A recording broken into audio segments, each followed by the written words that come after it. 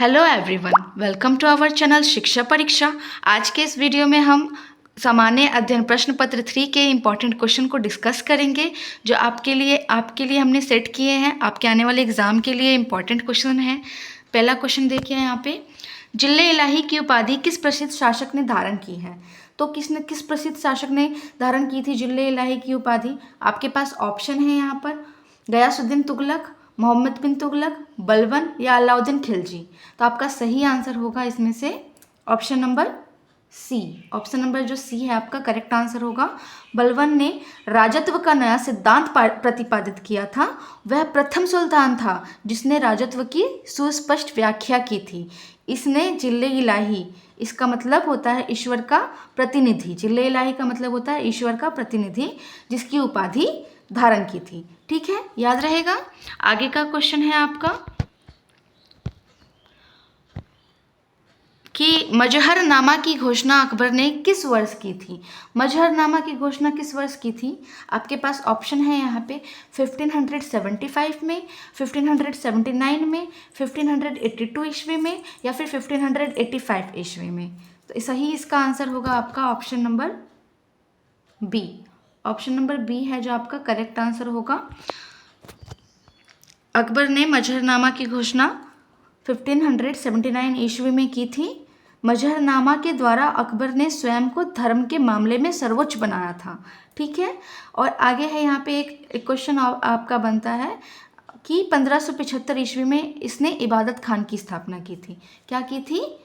1575 ईस्वी में इबादत खान की स्थापना की थी और 1579 में मजहरनामा की घोषणा की थी। ठीक है, आगे का क्वेश्चन है आपका, प्रथम बार अलग पाकिस्तान का निर्माण का प्रस्ताव कब पारित किया गया था? आपके पास ऑप्शन है यहाँ पे 1940, 1943 या फिर 1946। तो इसका सही आंसर होगा आपका option number A. Option number A जो है आपका करेक्ट आंसर होगा 1940। मुस्लिम लीग के लाहौर अधिवेशन 1940 में पहली बार अलग पाकिस्तान के निर्माण का प्रस्ताव पारित किया गया था। मुस्लिम लीग ने 23 मार्च 1943 को पाकिस्तान दिवस के रूप में मनाया था। ठीक है, 1940 में प्रस्तावना की मांग की थी और क्या बोलते हैं 1943 में एक अलग पाकिस्तान दिवस के रूप में मनाया था। याद रहेगा ये सब चीज़। आगे का क्वेश्चन है आपका, कंचनजंगा पर्वत हिमालय के किस श्रेणी के अंतर्गत आता है? तो कंचनजंगा पर्वत हिमालय किस श्रेणी के अंतर्गत आता है? आपके पास ऑप्शन है यहाँ पर, ट्रांस हिमालय, वृहद हिमालय, शिवालिक या फिर उपयुक्त में से कोई नहीं। तो इसका आंसर होगा आपका यहाँ पर option number B. Option number B correct answer होगा।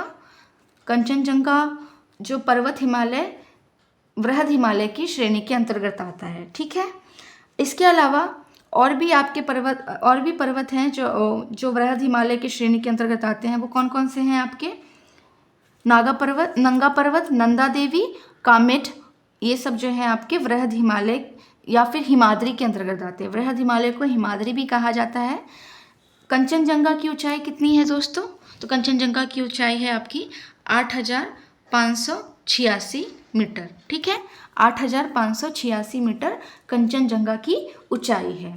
नेक्स्ट क्वेश्चन है आपका, बिहार जलप्रपात निम्नलिखित में से किस नदी पर स्थित है? तो बिहार जलप्रपात आपका कौन सी नदी पर स्थित है? तो आपके पास ऑप्शन है यहाँ पे, नर्मदा नदी, गोकक नदी, गंडक नदी या टॉन्स नदी। तो आपके पास ऑप्शन दिए गए हैं जिनमें से आपका करेक्ट ऑप्शन है option number D. Option number D जो है आपका करेक्ट आंसर होगा। बिहार जलप्रपात आपका टॉन्स नदी पर स्थित है। इसके अलावा आपको बता दें हम कि इसकी ऊंचाई कितनी है आपकी? 100 मीटर। कितनी ऊंचाई है इसकी? 100 मीटर है। ठीक है, आगे को क्वेश्चन है, लाल मिट्टी का लाल रंग किसकी उपस्थिति के कारण होता है? तो लाल मिट्टी का लाल रंग किसकी उपस्थिति के कारण होता है? आपके पास ऑप्शन है मैग्नेटाइट, लौह ऑक्साइड, पोटाश या उपयुक्त सभी। तो इसका सही आंसर होगा आपका option number B. Option number B, लौह ऑक्साइड। लाल मिट्टी का लाल रंग लो ऑक्साइड की उपस्थिति के कारण होता है। याद रखिएगा, लाल मिट्टी का लाल रंग लो ऑक्साइड की उपस्थिति के कारण होता है। यह अम्लीय प्रकृति की मिट्टी होती हैं। ये कैसी मिट्टी होती है? अम्लीय प्रकृति की मिट्टी होती हैं तथा इनमें नाइट्रोजन फॉस्फोरस की कमी होती है। ये भी याद रखिएगा कि लाल मिट्टी में नाइट्रोजन और फॉस्फोरस की कमी होती है। ठीक है, आगे का क्वेश्चन है आपका, कुल्सी एवं धनश्री किसकी सहायक नदियां हैं? तो किसकी सहायक नदी हैं आपकी तुलसी और धनश्री? तो इसका ऑप्शन है आपके पास यमुना, कृष्णा, ब्रह्मपुत्रा या चंबल। तो इसका सही आंसर होगा आपका option number B, option number C जो है ब्रह्मपुत्रा। कुल्सी एवं धनश्री ब्रह्मपुत्रा की सहायक नदियां हैं। ब्रह्मपुत्र नदी का उद्गम तिब्बत के मानसरोवर झील से होता है। कहाँ से होता है इसका उद्गम? ब्रह्मपुत्र नदी का उद्गम जो है आपका तिब्बत के मानसरोवर झील से होता है। ये नदी तिब्बत, भारत तथा बांग्लादेश में प्रवाहित होती है। कहाँ? तिब्बत से होकर के भारत में और फिर भारत से बांग्लादेश में प्रवाहित होती हैं। ब्रह्मपुत्र की कुछ और सहायक नदियां हैं, प्रमुख सहायक नदियां हैं। कुल्सी और धनश्री तो हमने याद किया है अभी। इसके अलावा है आपका मानस और तीस्ता। याद रखिएगा, ब्रह्मपुत्र की सहायक नदियां हैं कुल्सी, धनश्री, मानस और तीस्ता। ठीक है, आगे का क्वेश्चन है आपका, रोहिला राष्ट्रीय उद्यान किस राज्य में अवस्थित है? रोहिला राज्य उद्यान किस राज्य में अवस्थित है? तो आपके पास ऑप्शन है मध्य प्रदेश, पश्चिम बंगाल, हिमाचल प्रदेश या गोवा। तो इसका सही आंसर होगा आपका ऑप्शन नंबर सी, हिमाचल प्रदेश। रोहिला राष्ट्रीय उद्यान हिमाचल प्रदेश में अवस्थित है। यह कस्तूरी हिरण, भूरा भालू तथा पहाड़ी तेंदुओं के लिए प्रसिद्ध है। रोहिला राष्ट्रीय उद्यान कस्तूरी हिरण, भूरा भालू तथा पहाड़ी तेंदुओं के लिए प्रसिद्ध है। याद रखिएगा, रोहिला राष्ट्रीय उद्यान कहाँ पे है आपका? हिमाचल प्रदेश में है, जो कि किस चीज़ के लिए प्रसिद्ध है आपका? कस्तूरी हिरण, भूरा भालू और पहाड़ी तेंदुओं के लिए प्रसिद्ध है।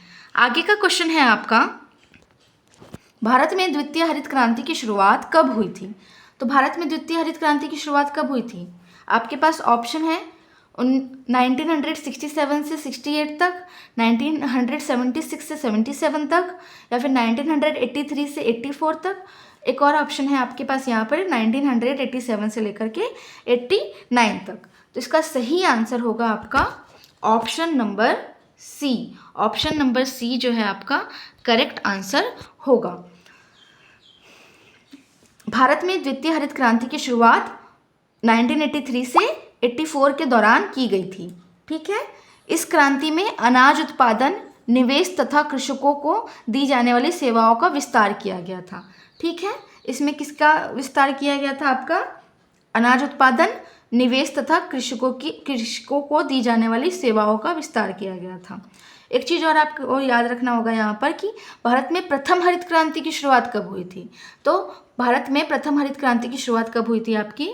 1967 से 68 के दौरान। याद रखिएगा, द्वितीय हरित क्रांति आपकी हुई थी 1983 से 84 तक और प्रथम हरित क्रांति आपकी 1967-68 के दौरान तक हुई थी।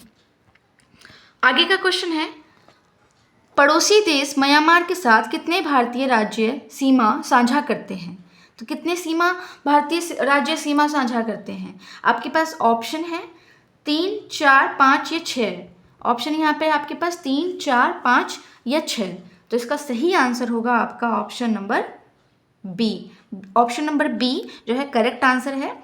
पड़ोसी देश म्यांमार के साथ भारतीय राज्य चार राज्य हैं जो सीमा साझा करती हैं। वो कौन कौन सी हैं ये भी याद रखिएगा। अरुणाचल प्रदेश, नागालैंड, मिजोरम और मणिपुर। कौन कौन से हैं? अरुणाचल प्रदेश, नागालैंड, मिजोरम और मणिपुर।